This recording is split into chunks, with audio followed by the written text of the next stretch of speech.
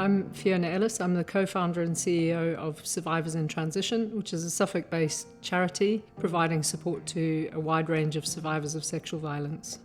Survivors in Transition has been running coming up for 13 years. In that time, we've taken a lot of time to listen to survivors of sexual violence rather than assuming what kind of support they need. So in many senses, our support has been set up quite flexibly to respond to the individual. So our service starts with a referral, which could be a self-referral or a professional referral.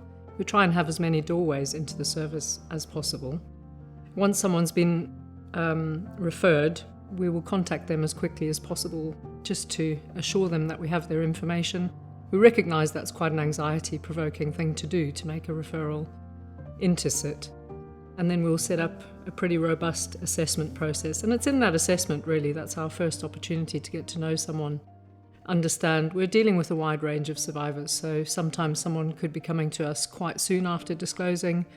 Sometimes people are coming to us 30, 40, even 50 years after they've been abused. So we want to try and understand a little bit about their life, interventions they've had previously, what's worked, what hasn't worked.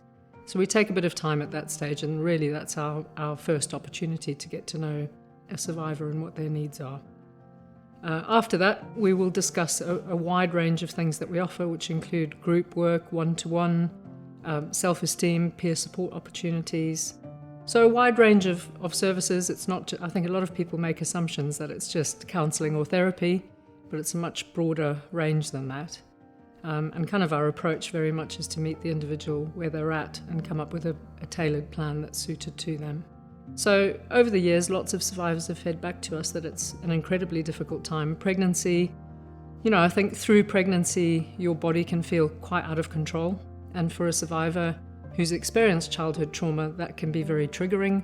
It can be a very, very difficult time to get through. So I definitely think we could work closer with maternity. We've worked with survivors in the past who the experience of childbirth has triggered memories of the abuse, sometimes for the first time. So we recognise that's an incredibly difficult time.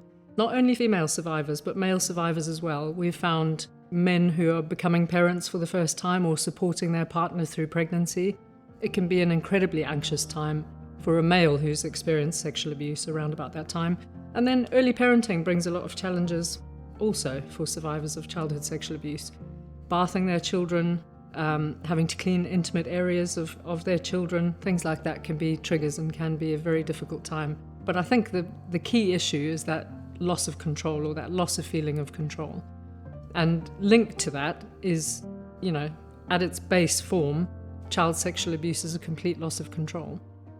The most important thing I think midwives need to know around working effectively with survivors of any form of sexual violence are the issues around choice and control and validating a disclosure.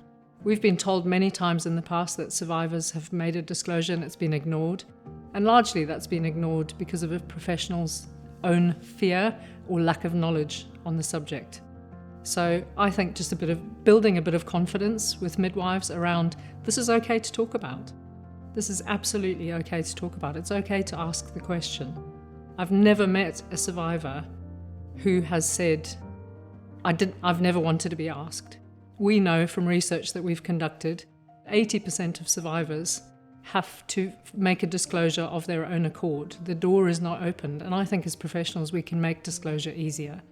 When we're seeing a set of likely symptoms or signs that someone may have experienced something difficult in their past, it might not be sexual abuse. Let's just ask the question.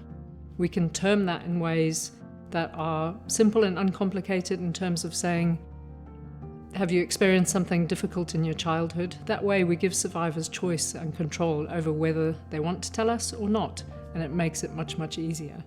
Trauma-informed care is not a new thing.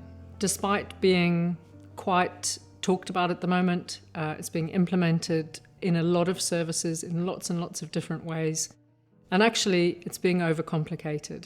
Simply put, trauma-informed care is putting the person, the service user, the pregnant mother at the centre of the intervention or the service that's being offered. But I've met loads of midwives in my life who I know are already doing trauma-informed care without even knowing it, because it's at the basis of what we do. And the critical word for me is the care element.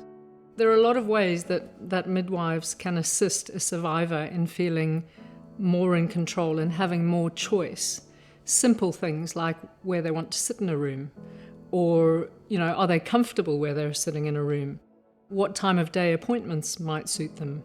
Those sorts of things, quite practical things that I think we all just take for granted in terms of our day-to-day, but you'd be amazed at what a difference just offering someone a choice over where they sit or what time of day they attend an appointment, that sort of thing, that goes a long way in terms of giving survivors choice and control.